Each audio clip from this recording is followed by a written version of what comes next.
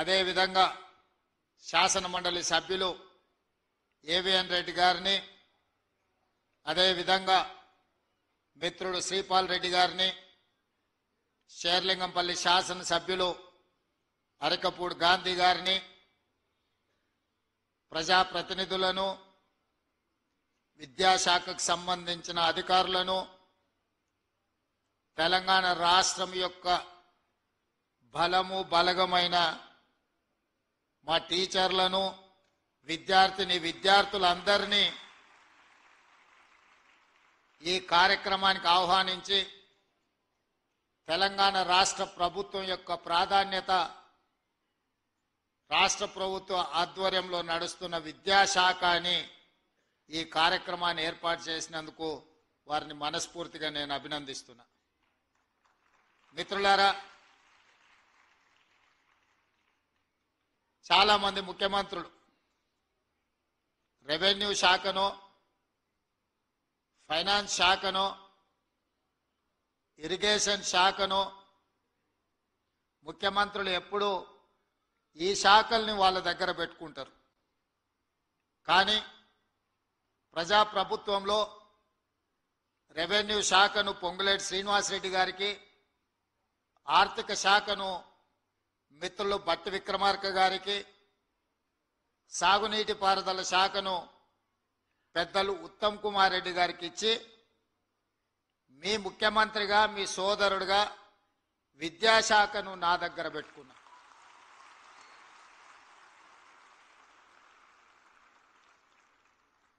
ఎందుకు అని అంటే విద్యాశాఖ నాకు దగ్గరగా ఉండాలి, రాష్ట్ర ప్రభుత్వానికి అత్యంత ప్రాధాన్యతతో కూడుకున్న శాఖ అని చెప్పి ఈ శాఖలో నిర్ణయాలు తీసుకోవాలి అని అంటే ప్రతిసారి నేను ఎవరినో మంత్రిని పిలిచి, అధికారులను పిలిచి సమీక్ష చేసి ఆదేశాలు ఇస్తే ట్రాన్స్మిషన్ లాస్ ఉంటుందని చెప్పి ఈ శాఖను నా దగ్గరనే పెట్టుకున్న, నేనే స్వయంగా పర్యవేక్షిస్తున్నా. అప్పుడప్పుడు కొంతమంది మిత్రులు మాట్లాడుతుంటారు, విద్యాశాఖకు మంత్రిని నియమించండి అని. వారి అవగాహన రాహిత్యమో లేకపోతే నేను ఉండడం వల్ల ఈ శాఖ బాగుపడి ప్రక్షాళన చేసి దళితులకు, గిరిజనులకు, బలహీన వర్గాలకు, మైనారిటీలకు, తండాలలో, గూడాలలో, మారుమూల పల్లెల్లో ఉన్న పేద కుటుంబాలకు సంబంధించిన విద్యార్థులు బాగుపడతారన్న ఆలోచనతో ఈ రకంగా మాట్లాడుతున్నారేమో నాకు తెలీదు. విమర్శకులకు నేను ఒకే ఒక్క మాట చెప్పదలుచుకున్నా. ఈ శాఖను నేనే స్వయంగా పర్యవేక్షిస్తూ ప్రతి సమస్యను నిశితంగా అర్థం చేసుకొని ఆ సమస్యను పరిష్కరించే ప్రయత్నం చేస్తున్నా. ప్రత్యేక రాష్ట్రం ఏర్పడ్డ తర్వాత 10 సంవత్సరాల నుంచి శాఖలో చాలా సమస్యలు పేరుకుపోయినాయి. నేను ఎక్కువ అంశాలు రాజకీయ విమర్శలకు వెళ్ళను, కానీ తెలంగాణ ఉద్యమ సందర్భంగా ఆనాడు ఉద్యమంలో క్రియాశీలకంగా పాలు పంచుకున్న వాళ్ళు కేజీ టు పీజీ ఉచిత నిర్బంధ విద్య తెలంగాణ సమాజానికి అందిస్తామని చెబితే ఆనాడు మీ సంఘాల నాయకులు ఇక్కడనే మధుసూదన్ రెడ్డి గారు లాంటి వాళ్ళు ఉన్నారు. నిజంగానే అందరి భవిష్యత్తులు బాగుపడతాయని చెప్పి సంపూర్ణమైన మద్దతు ఆనాడు ఉన్న వాళ్లకు అందించారు.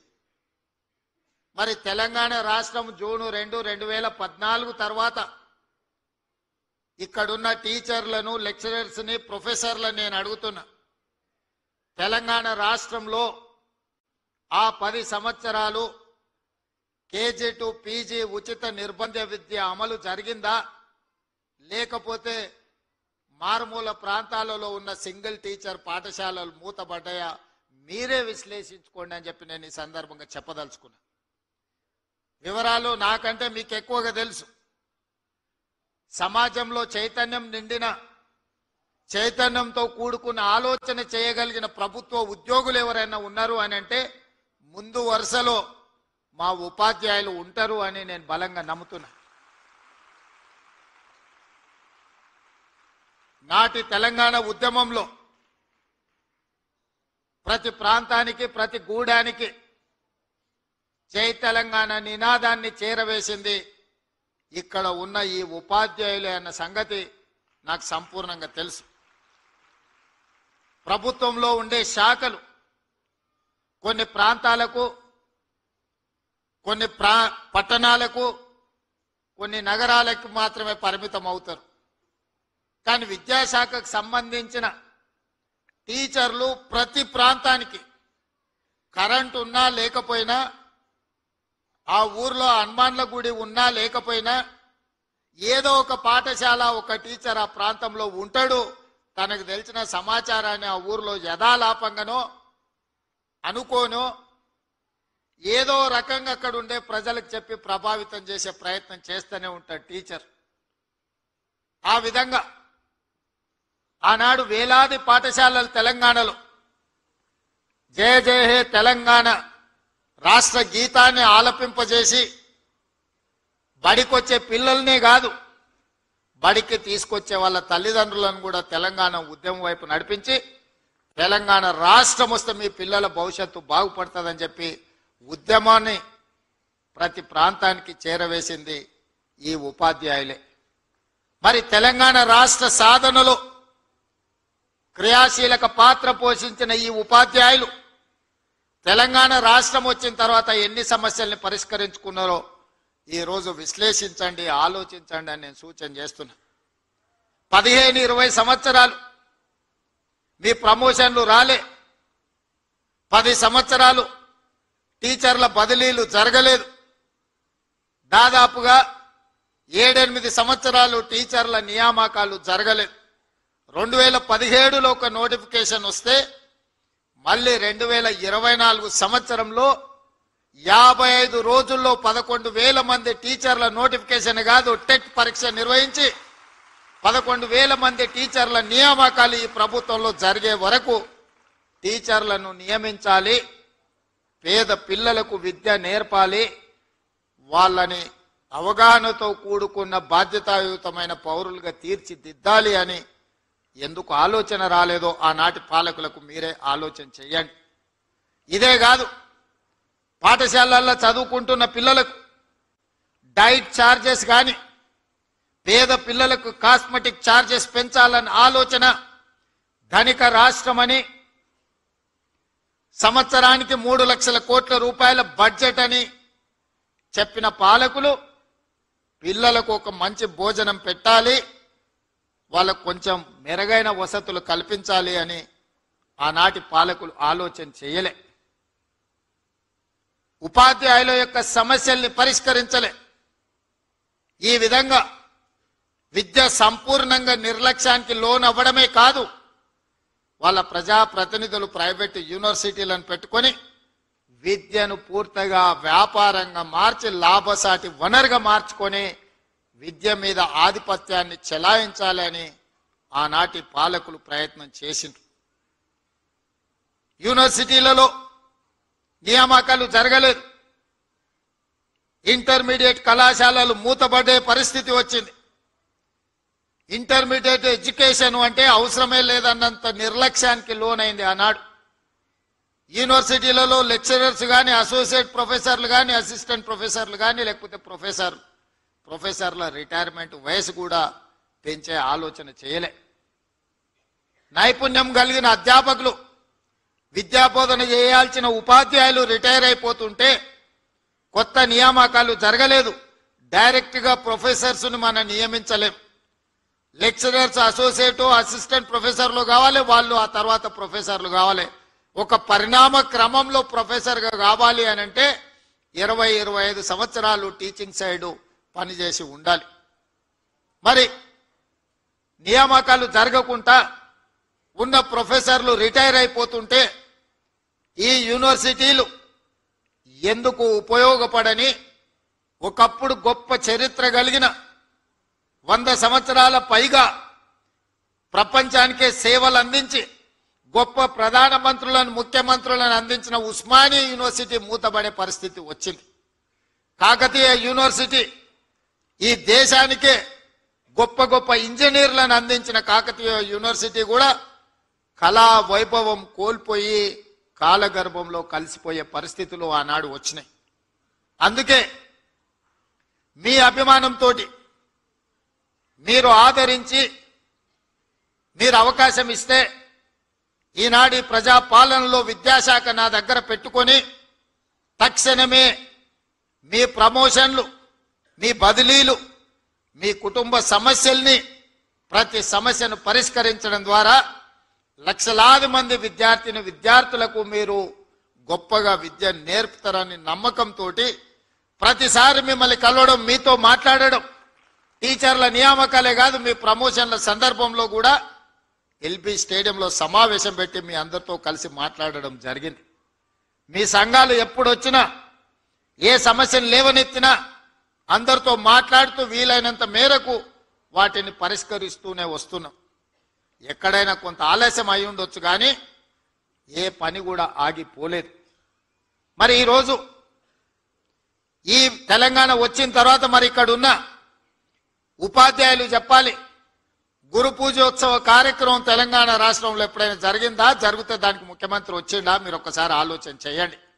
ఇవాళ నేను మీ సోదరుడిగా విద్యాశాఖ నా దగ్గర ఉంది, తెలంగాణ రాష్ట్రానికి ముఖ్యమంత్రి అయిన కాబట్టే ఇవాళ గంటల కొద్ది సమయం మీతో కేటాయించి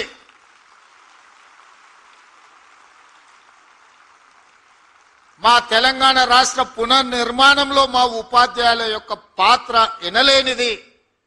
తెలంగాణ పునర్నిర్మాణం మీ సేవలు ఎంతో అవసరం ఉన్నది అని చెప్పడానికి ఇవాళ మీ అందరినీ కలుసుకోవడం నాకు చాలా సంతోషం. ఇవాళ నేను వస్తా, పిల్లలు పెట్టిన అన్ని స్టాల్స్ చూసిన. మేము గవర్నమెంట్ స్కూల్లోనే చదువుకున్నాం. గ్రామీణ ప్రాంతం నుంచి వచ్చిన నేనేం కార్పొరేట్ స్కూల్లో చదవలే. ఈరోజు ఒక జిల్లా పరిషత్ మెంబర్ నుంచి తెలంగాణ రాష్ట్ర ముఖ్యమంత్రిగా 17 సంవత్సరాల కాగలిగిన అంటే ప్రభుత్వ పాఠశాలల్లో మీలాంటి టీచర్లు చెప్పిన చదువుకొని ఈరోజు ఈ స్థాయికి వచ్చినాం. నాకు తెలిసి వేదిక మీద ఉన్న ముఖ్యమైన వాళ్ళు ఎవరు కార్పొరేట్ స్కూల్లో చదువుకున్న వాళ్ళు ఎవరు లేరు. అంటే టీచర్ల యొక్క ప్రాధాన్యతను, టీచర్లను చిన్న చూపు చూసే సంస్కృతి ఆలోచన మా ప్రభుత్వానికి లేదు. అదేవిధంగా మనందరం కూడా విశ్లేషించుకోవాలి, మనం ఎక్కడున్నాం, మనం ఎక్కడికి వెళ్ళాలి. ఈరోజు కొన్ని వివరాలు మా టీచర్లతో నేను పంచుకోదలుచుకున్నా. తెలంగాణ రాష్ట్రంలో దాదాపుగా 27,000 ప్రభుత్వ పాఠశాలలు ఉన్నాయి. ప్రభుత్వ పాఠశాలల్లో 24 లక్షల మంది స్టూడెంట్స్ చదువుకుంటున్నారు. అదే ప్రైవేట్లో 11,000 పాఠశాలలు ఉన్నాయి. 34 లక్షల మంది పిల్లలు ఈరోజు ప్రైవేట్ పాఠశాలలలో చదువుకుంటున్నారు. దీనికి కారణం అయితే నేనై ఉండాలి, లేకపోతే మీరై ఉండాలి. మన ఇద్దరం ఈ బాధ్యత నుంచి తప్పించుకోలేము. అయితే రాష్ట్ర ముఖ్యమంత్రిగా, ప్రభుత్వంగా మీకు సరైన వసతులు, వెసులుబాటు, పిల్లలకు నమ్మకం, విశ్వాసం కల్పించే పని నా ప్రభుత్వం చేయకపోయినా ఉండాలి. ఒకవేళ అవన్నీ చేసిన అమలు చేయడంలో మీ వైపు నుంచి కొంత ఆలస్యమైన అయి ఉండాలి. ప్రైవేట్ స్కూళ్ళలో నేను ఈ వేదిక నుంచి గతంలో మాట్లాడితే కూడా నన్ను విమర్శలు చేశారు. మా గవర్నమెంట్ స్కూల్లో చదువుకునే టీచర్లు బీఎస్సీ, బీఎడ్, ఎంఎడ్ చదువుకున్న వాళ్ళు, ఎంఏలు చదువుకున్న వాళ్ళు ఉన్నారు. ప్రైవేట్ స్కూళ్ళలో ఎంతమంది అన్ని చదువులు చదువుకున్న వాళ్ళు ఉన్నారా? ప్రైవేట్ స్కూల్స్ కంటే మా గవర్నమెంట్ స్కూల్లో టీచర్లు చాలా విద్యాధికులు అని నేను అంటే ప్రైవేట్ స్కూళ్ళను అవమానించిందని చెప్పి కొంతమంది విమర్శించారు. నేను అవమానించలే, పోల్చి చెప్పిన. ఈ రోజు కూడా నేను సూచన ఒక్కటే, ప్రైవేట్ స్కూల్స్ కంటే మా గవర్నమెంట్ స్కూల్లో ఉన్న టీచర్లు అత్యధికంగా విద్యాధికులు, బాగా చదువుకున్న వాళ్ళు, సమాజం పట్ల అవగాహన ఉన్నవాళ్ళు. ఏ గ్రామీణ ప్రాంతం నుంచి వాళ్ళు వచ్చిండ్రో అదే గ్రామీణ ప్రాంతాలలో ఈరోజు వాళ్ళు టీచర్లుగా పనిచేస్తున్నారు. సామాజిక బాధ్యత గుర్తెరిగిన వాళ్ళు. మరి వాళ్ళు సరైన విధంగా పేదలకు విద్య నేర్పాలి అని అంటే ప్రభుత్వం కూడా వాళ్ళకు కావలసిన కనీస మౌలిక వసతులను అందించాల్సిన బాధ్యత ప్రభుత్వానికి ఉన్నది. టీచర్లకు జీతాలు ఇచ్చి చేతులు దులుపుకుంటే సరిపోదు. స్కూల్ను ఊడవడానికి ఆయ ఉండాలి, గంట కొట్టడానికి అటెండర్ ఉండాలి, బాత్రూమ్లు గడగడానికి అవసరమైన మనుషులు ఉండాలి. టీచర్లదే ఆ బాధ్యత అన్నట్టు ఊడ్చే బాధ్యత టీచర్దే, గంట కొట్టే బాధ్యత టీచర్దే, బాత్రూమ్లు కడిగే బాధ్యత టీచర్దే అనే విధానం ఇది మంచిదా? హైలీ క్వాలిఫైడ్ ఎనర్జెటిక్ ఎనర్జీని మనం వీటికి వాడడం ద్వారా టీచర్లు నిజంగా చదువులు చెప్పేదానికంటే ఈ పనులు చూసుకున్న వరకే సగం సమయం అయిపోతుంది. అందుకే నేను రాగానే అమ్మ ఆదర్శ పాఠశాల పేరు మీద స్పష్టంగా నిర్ణయం తీసుకొని మీకు ప్రతి సంవత్సరం 130 కోట్లు అదనంగా సిఎస్ఆర్ ఫండ్స్ నుంచి స్కూళ్లు ఊడవడానికి తూడవడానికి ఈ కార్యక్రమాలు చేయడానికి నేను నిధులు మంజూరు చేసిన. టీచర్లు కేవలం పిల్లలకు చదువు చెప్పడానికే చదువు మీదనే ఫోకస్ పెట్టాలి, పిల్లల్ని అర్థం చేసుకోవాలి, పిల్లల్లో ఉన్న నైపుణ్యాన్ని పెంపొందించాలి. అప్పుడే గ్రామీణ ప్రాంతాలు బాగుపడతాయి. పేదవాడు చదువుకున్నప్పుడే ఈ రాష్ట్రం యొక్క తలరాత మారుతుంది. చదువు ఒక్కటే మీ తలరాతను మారుస్తుంది అని పేదల పట్ల నాకు ఒక నమ్మకం విశ్వాసం ఉంది. కాబట్టే చదువు చెప్పడానికి అవసరమైన వసతులు ఏర్పాటు చేయాలన్నదే నా ఆలోచన. అదేవిధంగా గవర్నమెంట్ స్కూల్లో భోజనం చేయాలంటే నిన్న మొన్న కొన్ని అక్కడక్కడ దురదృష్టకర సంఘటనలు, పిల్లలకు ఫుడ్ పాయిజన్ అయింది, లేకపోతే పిల్లల్ని హాస్పిటల్కు తీసుకెళ్ళామని వార్తలు చూసినప్పుడు నాకు చాలా బాధ అవుతుంది. ఎందుకంటే నేను డైట్ ఛార్జెస్ పెంచిన, కాస్మెటిక్ ఛార్జెస్ పెంచిన, ఇవాళ ఎవరైనా ఎంత ఆగర్భ శ్రీమంతుడైనా తినే సన్న బియ్యం ఇవాళ పేదోళ్ళకి ఇచ్చిన పాఠశాలల పిల్లలకు పెట్టమని నేను చెప్పిన. క్వాలిటీ ఫుడ్ ఇవ్వండి అని చెప్పిన. ప్రతి స్కూల్కు ఒక ప్రభుత్వ అధికారికి బాధ్యత ఇచ్చిన. ఇప్పుడు నేను మా టీచర్లను విజ్ఞప్తి చేస్తున్నా, మీరు కూడా వాళ్ళతో భోజనం చేయండి. వీళ్ళు ఉన్నప్పుడు నేను కూడా వచ్చి వాళ్ళతో భోజనం చేస్తా. ఎప్పుడైతే టీచర్లం అంటే ఒక కుటుంబ పెద్ద, ఒక తల్లిగానో ఒక తండ్రిగానో తల్లిదండ్రులు మన మీద విశ్వాసం పెట్టుకొని రాత్రి సమయంలో పిల్లలు తల్లిదండ్రుల దగ్గర ఉంటే దినం మొత్తం మన దగ్గరనే ఉంటారు, టీచర్ల దగ్గరనే ఉంటారు. 50% పేద పిల్లల బాధ్యత మా టీచర్ల దగ్గరనే ఉన్నది. ఆ సమయంలో వాళ్ళతో పాటు కలిసి, వాళ్ళతో పాటు ఆడి, వాళ్ళతో పాటు భోజనం చేస్తే ఆ పిల్లలకు ఒక విశ్వాసం వస్తుంది. తప్పు జరగకుండా చూసుకునే బాధ్యత మనకు ఉంటుంది. కాబట్టి దయచేసి మా టీచర్లకు తప్పకుండా పాఠశాలల్లో మధ్యాహ్న భోజనం పిల్లలతో కలిసి మీరు ఎప్పుడైతే చేస్తారో తప్పులు జరగకుండా ఉంటాయి. దానికి ఏం కావాలనో నాకు చెప్పండి. వాటికి కావాల్సిన అనుమతులు కానీ వసతులు కానీ ఏర్పాటు చేసే బాధ్యత నాది. ఎందుకు అని అంటే ఈరోజు ఈ తెలంగాణ ఒక బలమైన తెలంగాణగా నిర్మించాలి అంటే పెద్దలు చెప్పినారు దేశ భవిష్యత్తు తరగతి గదుల్లోనే ఉంది అని. మరి ఇవాళ తెలంగాణ భవిష్యత్తు కూడా తరగతి గదుల్లోనే ఉంది. ఇవాళ ఉస్మానియా యూనివర్సిటీ ర్యాంకింగ్ మెరుగైంది, గతంలో ఉండేదానికంటే చాలా ముందుకు వచ్చిందని చెప్పినప్పుడు నాకు సంతోషమైంది. నేను వచ్చినప్పుడు గతంలో యూనివర్సిటీ వైస్ ఛాన్సలర్ నియమించడానికి ఆ ప్రభుత్వానికి తీరిక లేకుండే. దాంట్లో కూడా రకరకాల రాజకీయాలు, నేను వాటి జోలికి వెళ్ళదలుచుకోలేదు. వచ్చిన ఎంబడే సామాజిక పరిస్థితులను మెరిట్ బేసిస్ మీద, social justice with merit, without merit ఎవరిని వీసీలు వేయలే. కానీ 100 సంవత్సరాల అవకాశం రాని సామాజిక వర్గాలకు కూడా ఉస్మానియా యూనివర్సిటీ వైస్ ఛాన్సలరు, లేకపోతే అంబేద్కర్ యూనివర్సిటీ, ఇతర యూనివర్సిటీలకు వాళ్ళకి బాధ్యత ఇచ్చి వాళ్ళు ఈరోజు వాళ్ళ బాధ్యత నెరవేరుస్తున్నారు. కాబట్టి ఉస్మానియా యూనివర్సిటీ యొక్క గ్రేడింగ్లో ఈరోజు చాలా అప్గ్రేడ్ అయినాం. ఇవాళ ప్రైవేట్ గవర్నమెంట్ స్కూల్స్లో కూడా నాకు తెలిసి మా విద్యాశాఖ అధికారులు చెప్పాలి, ఈ సంవత్సరం 3 లక్షల మంది విద్యార్థులు ప్రైవేట్ స్కూళ్ళ నుంచి మారి గవర్నమెంట్ స్కూళ్ళకు వచ్చిందంటే మీరందరూ ఎంత అద్భుతంగా పనిచేస్తున్నారో. ప్రతిసారి డ్రాప్ అవుట్సే ఉంటుండే, ప్రతి సంవత్సరం విద్యార్థులు తగ్గుకుంటూ చివరికి పాఠశాలలు మూతబడే పరిస్థితి తెలంగాణ రాష్ట్రానికి దాపురించింది. అక్కడి నుంచి ఈ సంవత్సరం మనం పెట్టిన ఎఫర్ట్స్ తోటి 3 లక్షల మంది విద్యార్థులు అదనంగా ఈరోజు ప్రభుత్వ పాఠశాలల చేరిండ్రు అని అంటే నేను మనస్ఫూర్తిగా మా టీచర్లను నేను అభినందిస్తున్నా. మీరు బాధ్యతతోని వ్యవహరిస్తున్నారు. దీన్ని ఇంకా వేగంగా ముందుకు తీసుకెళ్ళాలి. ఆ మధ్య నేను పేపర్లో చూసిన, పిల్లలు రావడానికి స్కూల్కు ఆటో లేదు అని అంటే ఆ టీచర్లే చందాలు వేసుకొని ఆటోకు వాళ్ళు డబ్బులు ఇచ్చి ప్రతిరోజు పిల్లల్ని బడికొచ్చే విధంగా జీతంలోకి వెళ్ళి కొంత కేటాయించి పిల్లలకు ఆటో వసతి ఏర్పాటు చేసి ఈరోజు కొంతమంది టీచర్లు పిల్లలకు చదువు చెప్తున్నారంటే వాళ్ళ సోషల్ రెస్పాన్సిబిలిటీని నేను అభినందిస్తున్నా. ఆదిలాబాద్లో ఇంకొక టీచర్, వాళ్ళ సతీమణి కూడా టీచర్ ఉండే, ఆవిడ మరణిస్తే ఆవిడ జ్ఞాపకార్థంగా 7 లక్షల రూపాయలు ఖర్చు పెట్టి ఆ స్కూల్లో మౌలిక వసతులను ఒక టీచర్ మెరుగుపరిచిండు అని అంటే విద్య పట్ల, పేదవాళ్ల పట్ల ఆ టీచర్లకు ఉన్న దయాగుణాన్ని ఈరోజు మనందరం అర్థం చేసుకోవాలి. మా యోగితారాణ గారు చెప్తున్నారు, ఆదిలాబాద్లో ఇంకేదో ప్లేస్, ఒక టీచర్ వైఫ్ అండ్ హస్బెండ్ ప్రమోషన్లు వచ్చినా ఏం వచ్చినా బదిలీ కాకుండా అక్కడనే ఉండే ఆదివాసీ పిల్లలకు వాళ్ళకి చదువులు చెప్పిండ్రు, మీ ద్వారా ఒక శాలువ కప్పాలి ఆ టీచర్స్కి అని చెప్పిండ్రు. అంటే నేను తప్పకుండా కప్పడమే కాదు, ఏదో ఒకసారి ఆ స్కూల్ని కూడా నేను సందర్శిస్తానని మా ఎడ్యుకేషన్ సెక్రటరీ గారికి నేను చెప్పిన. ఇవన్నీ మీ సక్సెస్ స్టోరీస్. అక్కడో ఇక్కడో చిన్నయో పెద్దయో చెదురుమదురు సంఘటనలు జరుగుతాయి.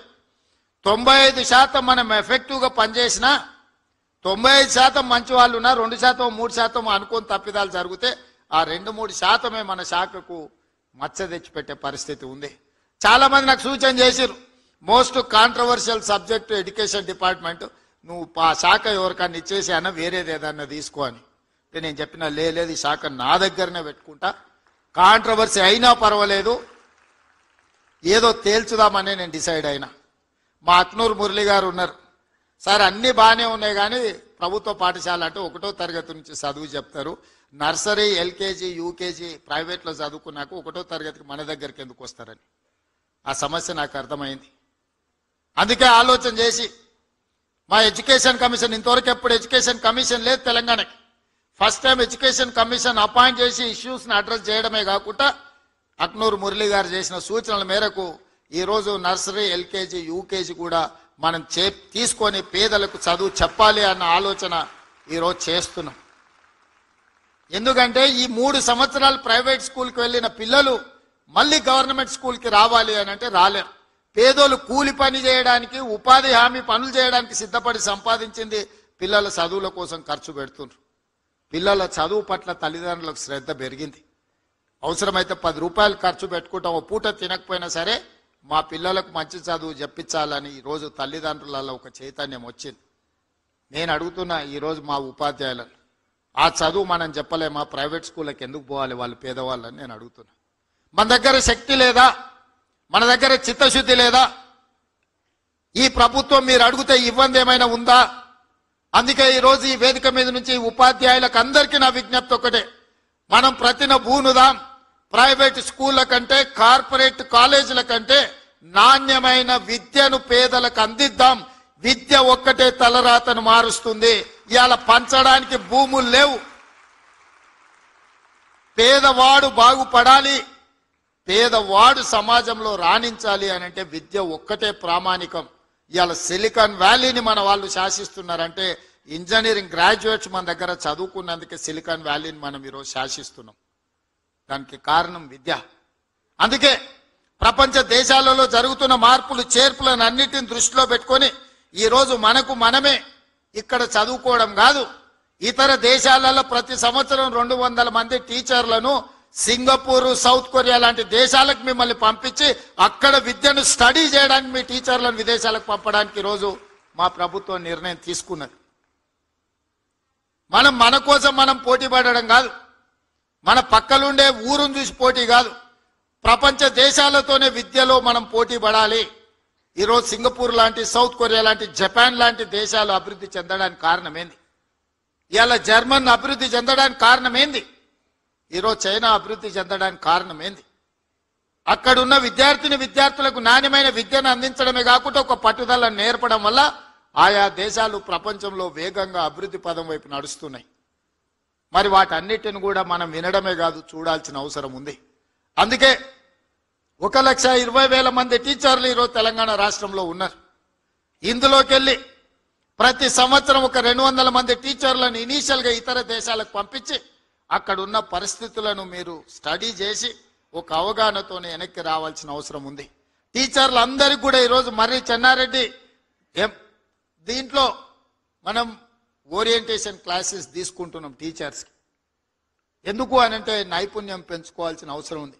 మనం ఉద్యోగం వచ్చినప్పుడు ఉన్న పరిస్థితులు, మనం రాసిన పోటీ పరీక్షలు ఒకలాంటివి. ఈరోజు ప్రతి సంవత్సరం విద్య మారుతుంది, విధానం మారుతుంది, ఎడ్యుకేషన్ పాలసీస్ మారుతున్నాయి. నేషనల్ ఎడ్యుకేషన్ పాలసీ ఒకలాగా ఉంటే మనకు తెలంగాణకు అసలు ఏ పాలసీ లేకుండా మనం ఉన్నాం.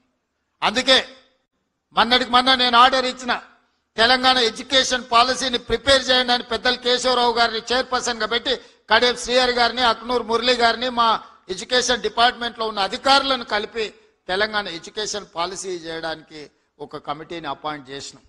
తెలంగాణ కూడా ఒక నూతనమైన ఎడ్యుకేషన్ పాలసీ కావాలి. ఆ ఎడ్యుకేషన్ పాలసీ పేద పిల్లల జీవితాలలో వెలుగులు నింపాలి. అందుకే మిత్రులారా, ఈరోజు ఉత్తమ ఉపాధ్యాయులను అభినందించడమే కాకుండా వాళ్ళందరినీ కలవాలి, వాళ్ళతో మాట్లాడడం ద్వారా మీతో ఆలోచనలు పంచుకోవాలి. ఈ రాష్ట్ర ప్రభుత్వానికి నర్సరీ నుంచి 12th క్లాస్ వరకు, 12th తర్వాత ఆ పిల్లలకు విజ్డమ్ వస్తుంది. వాళ్ళు డాక్టర్ కావాలనుకుంటున్నారా, ఇంజనీర్ కావాలనుకుంటున్నారా, ఐఏఎస్ కావాలనుకుంటున్నారా, ఐపీఎస్ కావాలనుకుంటున్నారా. కానీ ఫౌండేషన్ లేకుండా మీరు అంతస్తులు కడతామంటే అది ఉపయోగం లేదు. Foundation is very important than anything. ఆ ఫౌండేషన్ అనేది వేయగలిగింది ఇక్కడున్న ఈ టీచర్లు, ఈ ఉపాధ్యాయులే. మీరు నేను కలిస్తే ఆ ఫౌండేషన్ ఈ దేశానికి ఆదర్శంగా నిలబెడతాం. చివరిగా ఒక్క మాట చెప్పదలుచుకున్నా. కేజ్రీవాల్ ఢిల్లీలో రెండోసారి మూడోసారి ఎందుకు ముఖ్యమంత్రి అయ్యాడు? మొదటిసారి ఒక పరిస్థితిలో అయ్యాడు, రెండోసారి మూడోసారి వారు ముఖ్యమంత్రి కావడానికి ప్రధానమైన కారణం ఆయన విద్యలో తీసుకొచ్చిన సమూలమైన మార్పులు. ఆ మార్పుని పేదలకు విద్యను అందించిన టీచర్లు కాబట్టి వారు రెండోసారి మూడోసారి ముఖ్యమంత్రి అయినారు. నాకు కూడా కొంచెం స్వార్థం ఉంది, మీరు మంచిగా పనిచేస్తే రెండోసారో మూడోసారో కావడానికి ఉంటుంది. నేనేం దాచిపెట్టదలుచుకోలే, నేను కష్టపడతా, నేను కూడా మీతో పాటు పనిచేస్తా. నేనేం పని చేయను, నేను ఫామ్ హౌస్లో అనుకుంటా మిమ్మల్ని కష్టం చేయమని నేను చెప్తలేను. నేను కూడా వస్తా, మీరు ఏడికి రమ్మంటే ఆడికి వస్తా, తండాలకు రమ్మంటే తండాలకు వస్తా, గూడాలకు వస్తా, ఎక్కడికి రమ్మంటే అక్కడికి వస్తా. నేను కూడా ఎక్కడి నుంచి వచ్చినా నల్లమల అడవుల నుంచే వచ్చిన, గ్రామీణ ప్రాంతం నుంచి వచ్చిన. 6 నెలలకు ఒకసారైనా మా ఊరికి పోయి ఓ రోజు ఉండి వస్తాయి. ఎందుకంటే జూబ్లీల్స్ వచ్చిన కాబట్టి అది మర్చిపోద్దు. అక్కడికి పోతే మనం ఎక్కడొచ్చినామో మన మూలాలు మనకు గుర్తుంటాయి. మా టీచర్లకు కూడా నా సూచన ఒకటే, అప్పుడప్పుడు మనం ఎక్కడి నుంచి వచ్చినామో 4 నెలలకు ఒక్కసారి మన మూలాలను మనం గుర్తు చేసుకోవాలి. వెనక్కి ఊరికి పోయి మన దాయాదులను, మన పక్కింటోళ్ళను, మన ఊర్లో మన చిన్ననాటి మిత్రులను కలితే ఒకరు వ్యవసాయం చేస్తుంటారు, ఒకరు బర్రెల కాడికి పోతుంటారు, ఒకరు తినడానికి ఇబ్బంది పడుతుంటారు. వాళ్ళకంటే ఎంత మెరుగైన జీవితం మనకుందో ఒకసారి వస్తే మనం నిజంగా ఏం చేయాలనో మనకు ఒక అవగాహన వస్తుంది. అందుకే ఇక్కడికి వచ్చిన విద్యార్థులకు నేను సూచన చేయదలుచుకున్నా. పాఠశాల విద్యనే కాదు, ఈరోజు ప్రతి సంవత్సరం ఇంజనీరింగ్ గ్రాడ్యుయేట్స్ తెలంగాణ రాష్ట్రంలో 1,10,000 మంది పాస్ అవుతున్నారు. కానీ ఎంతమందికి ఉద్యోగాలు వస్తున్నాయి? మరి ఇంజనీరింగ్ సర్టిఫికేట్ అయితే తెచ్చుకుంటున్నాం, కానీ ఉద్యోగం రాక తల్లిదండ్రులు మా కొడుకు ఇంజనీర్ అంటారు. వీడి సర్టిఫికేట్ తెచ్చుకుంటాడు, కానీ బయటకు వస్తే వాని చదువుకు ఆ సర్టిఫికేట్కి సంబంధం లేకుండా పోతుంది. అందుకే ఈరోజు young India integrated residential schools పెట్టినాం. ప్రతి నియోజకవర్గానికి ఒకటి ఇచ్చినాం. 25 ఎకరాలలో 200 కోట్ల రూపాయలతోటి 100 స్కూళ్ళు 20,000 కోట్ల రూపాయలతో ఇవాళ young India integrated residential schools world's best model కింద ఈరోజు మనం కట్టాలనుకున్నాం. శాంక్షన్స్ ఇచ్చినాం, పనులు జరుగుతున్నాయి. నాణ్యమైన వసతులతో పాటు నాణ్యమైన విద్యను అందించడానికి ఈరోజు తీసుకొచ్చినాం. అదేవిధంగా యంగ్ ఇండియా స్కిల్స్ యూనివర్సిటీ పెట్టుకున్నాం. దేశంలో ఎక్కడా లేదు స్కిల్స్ యూనివర్సిటీ. డిప్లొమా కోర్సులు, సర్టిఫికెట్ కోర్సులు ఉన్నాయి. కానీ భవిష్యత్ చదువుకోవాలంటే డిగ్రీ సర్టిఫికెట్ ఉంటే వాళ్ళు పీజీలు చదువుకోవచ్చు. అందుకే ఈరోజు తెలంగాణ రాష్ట్రంలో పబ్లిక్ ప్రైవేట్ పార్ట్నర్షిప్లో అతి తక్కువ ఖర్చులతో ఈరోజు పేదలకు అందరికీ స్కిల్స్ ఇంప్రూవ్ చేయాలని యంగ్ ఇండియా స్కిల్స్ యూనివర్సిటీని ఈరోజు మనం ప్రారంభించుకున్నాం. బోర్డులో ఆనంద్ మహేంద్ర అండ్ మహేంద్ర గ్రూప్, మనకు మహేంద్ర వెహికల్స్ కనిపిస్తాయి కదా, ఆ కంపెనీ చైర్మన్ ఈరోజు మన యూనివర్సిటీ చైర్మన్. సో ఆ విధంగా రెడ్డి ల్యాబ్స్ వాళ్ళు, అపోలో హాస్పిటల్ వాళ్ళు, పెద్ద పెద్ద కార్పొరేట్ కంపెనీలు నడిపే వాళ్ళను ఆ యూనివర్సిటీ బోర్డులో డైరెక్టర్స్ గా పెట్టినాం. సిలబస్ వాళ్ళే డిసైడ్ చేస్తారు, పిల్లల్ని వాళ్ళే సెలెక్ట్ చేసుకుంటారు, వాళ్ళే వాళ్ళకి చదువు చెప్తారు, వాళ్ళనే వాళ్ళ కంపెనీలలో ఉద్యోగాలలో తీసుకుంటారు. అన్ని రకాలుగా వాళ్ళు బాధ్యత తీసుకునే అవకాశం ఇచ్చినాం. అదేవిధంగా ఐటీఐలు 1956లో మొట్టమొదటి ఐటీఐలు ప్రారంభించారు. అప్పుడు ప్రారంభించిన సిలబస్ ఇంకా 2025 కూడా మనం అదే సిలబస్ చెప్తున్నాం. Diesel mechanic, fitter, plumber, electrician అని. డీజిల్ మెకానిక్ అని అందులో చేరి అంబాసిడర్ కారు నేర్చుకుంటున్నాడు. బయటకు వస్తే అంబాసిడర్ కారు లేదు రిపేర్ చేయడానికి, బెంచ్ కారు BMW వచ్చింది.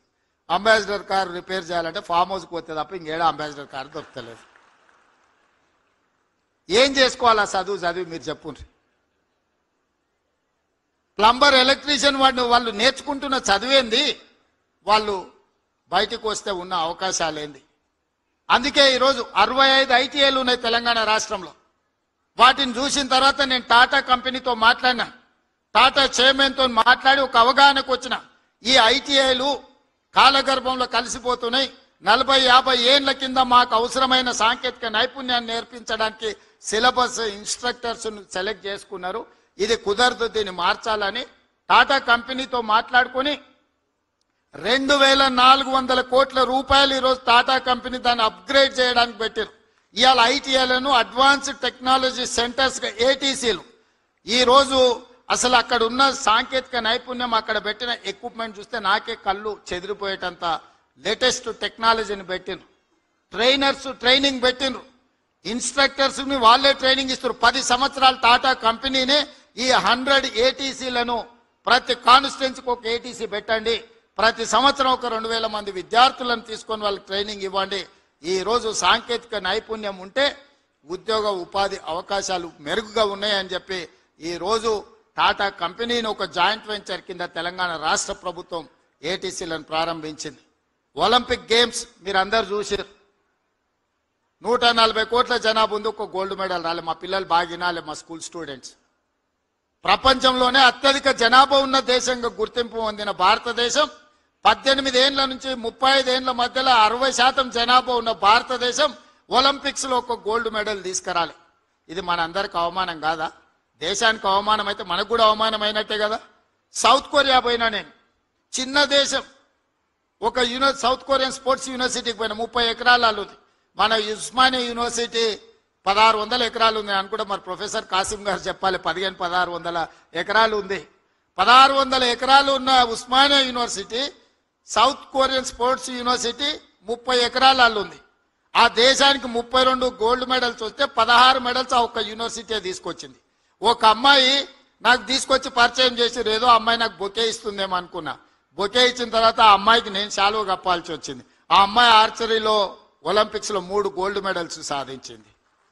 ఒక అమ్మాయి south Korean sports university student నాకు బొకే ఇవ్వడానికి వచ్చింది అనుకున్న. తీరా చూస్తే నేనే శాలువ తీసి ఆ అమ్మాయికి కప్పాల్సిన అవసరం వచ్చింది. ఎందుకంటే 3 గోల్డ్ మెడల్స్ తీసుకొచ్చింది ఆర్చరీలో. మరి ఆ చిన్న దేశం 32 మెడల్స్, 30 ఎకరాలలో ఉన్న యూనివర్సిటీ 16 మెడల్స్ తెస్తే, మరి మొత్తం భారతదేశం ఒక్క మెడల్ కూడా లేకపోతే ఇది మనకు అవమానం కాదా? అందుకే ఆలోచన చేసి దేశ ప్రతిష్ట పెరగాలి అంటే తెలంగాణలో స్పోర్ట్స్ యూనివర్సిటీ ఉండాలి, స్పోర్ట్స్ అకాడమీ ఉండాలి అని young India sports university and young India sports అకాడమీని పెట్టి దేశంలోనే ఒక గొప్ప యూనివర్సిటీగా తీర్చిదిద్దడానికి ఇవాళ నిర్ణయం తీసుకున్నాము. మట్టిలో మాణిక్యాలను వెలికి తీయండి, నైపుణ్యం ఉన్న క్రీడాకారులను గుర్తించండి, వాళ్ళకి 100% గవర్నమెంట్ స్పాన్సర్ చేసి క్రీడాకారులుగా తీర్చిదిద్దడమే కాదు, ఈ రోజు నిఖత్ జరీన్ బాక్సింగ్ లో ఛాంపియన్ తెస్తే గ్రూప్ 1 ఆఫీసర్ పోస్ట్ ఇచ్చిన, సిరాజ్ క్రికెట్ లో రాణిస్తే, సిరాజ్ చదువుకున్నది ఇంటర్మీడియట్ ఫెయిల్, కానీ అన్ని రూల్స్ ఎగ్జామ్షన్ ఇచ్చి గ్రూప్ 1 జాబ్ ఇవాళ డిఎస్పీ చేసిన సిరాజ్ ఈరోజు డిఎస్పీ సిరాజ్ అయిండు స్పోర్ట్స్ లో రాణించినందుకు. నిఖత్ జరీన్ ఇవాళ డిఎస్పీ నిఖత్ జరీన్ అయింది. దీప్తి జువాంజీ అని వరంగల్ అమ్మాయి పారా ఒలింపిక్స్ లో మెడల్ సాధిస్తే గ్రూప్ 2 జాబ్ ఎక్సైజ్ డిపార్ట్మెంట్ లో గ్రూప్ 2 జాబ్ ఇవ్వడమే కాకుండా ₹1 కోటి నగదు ఇచ్చి వరంగల్లో ఇంటి ప్లాట్ ఇచ్చిన. నిఖత్ జరీన్ కి ఇంటి ప్లాట్ ఇచ్చిన, ₹3 కోట్ల ఇచ్చిన.